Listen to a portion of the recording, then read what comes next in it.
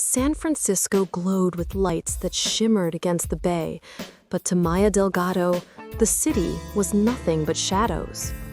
At 27, she had everything most people dreamed of: her own boutique in Union Square, money from a family inheritance, and a reputation for beauty. Her copper-toned skin, thick curls, and deep brown eyes turned heads wherever she went. But none of it mattered, because she wanted something she couldn't buy. Before we start, like this video and comment where you are watching from. Your support helps us bring more powerful stories. Now, let's begin. Maya Delgado wanted Adrian Holt. Adrian was 31, an architect whose designs were reshaping San Francisco's skyline. He had that effortless charm that pulled people toward him. His sandy blonde hair, storm gray eyes, and easy laugh made him magnetic. Every time Maya saw him at charity events or in photos splashed across magazines, her heart twisted. The problem was obvious. Adrian wasn't single. He was engaged to Lily Tran, a woman as stunning as she was kind. Lily, at 29, had delicate features, porcelain skin, and long black hair that shimmered like silk. She was a lawyer who fought for immigrants' rights, a woman loved by the city and adored by Adrian. Together, they looked untouchable. But Maya couldn't let go. Desire turned into obsession, and obsession turned into madness. The first shock came at a gala where Maya finally spoke to Adrian alone. He smiled warmly, complimented her boutique, and touched her hand lightly as he thanked her for supporting the charity. The brief contact sent fire racing through her veins. That night, she whispered to herself in the mirror, "He should be mine." She began following him, at first casually, passing by his office, scrolling his fiancé's social media, then deeper. She memorized his schedule, the coffee shop he stopped at every morning, the days Lily worked late at the firm. And one night, as she stood outside his apartment in Nob Hill, staring up at the lit window where Adrian and Lily shared dinner, an idea rooted itself in her mind. If Lily were gone, Adrian would finally be free. The plan was reckless. Maya confided in only one person, her cousin Diego, a 30-year-old mechanic who had always been loyal but wary of her extremes. "You're talking about murder," Diego said, voice low, as they sat in his garage late at night. "I'm talking about love," Maya insisted, her voice trembling. "He's supposed to be with me. I can feel it." Diego shook his head. "You're playing with fire. Don't make me part of this." But Diego was part of it, whether he wanted to or not. The twist came when Maya set her plan in motion.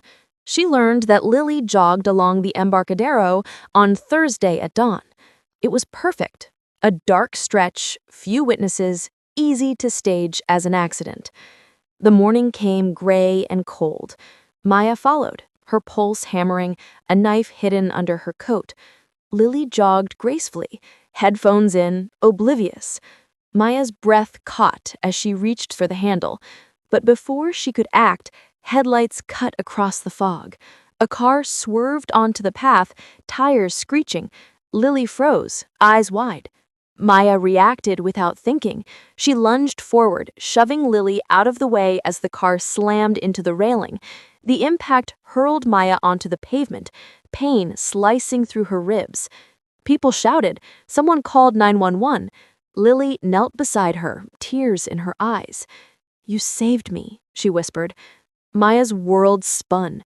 She had come to kill Lily. Instead, she had saved her life. The betrayal came days later when Maya awoke in the hospital. Adrian was there, holding Lily's hand. His eyes were filled with gratitude, but not for Maya. "She's a hero," Lily said softly, squeezing Maya's hand. "She risked her life for me." Adrian nodded. "I don't know how to thank you." Maya forced a smile, but inside, her heart cracked. She had risked everything, but the bond between them only grew stronger, for each other, not for her. The second twist unraveled the truth. Diego visited her in the hospital, pale and tense. "That car wasn't an accident," he said. "Someone cut the brakes. I fixed that same car a week ago. I think I think Lily was the target, but not by you." Maya's mind raced. If not her, then who? The answer came too quickly. Adrian's business partner, Richard Hayes, had been feuding with him over contracts worth millions. Killing Lily would shatter Adrian's focus and reputation. Richard had orchestrated the attempt. Maya realized with horror that her desire had blinded her to the bigger danger.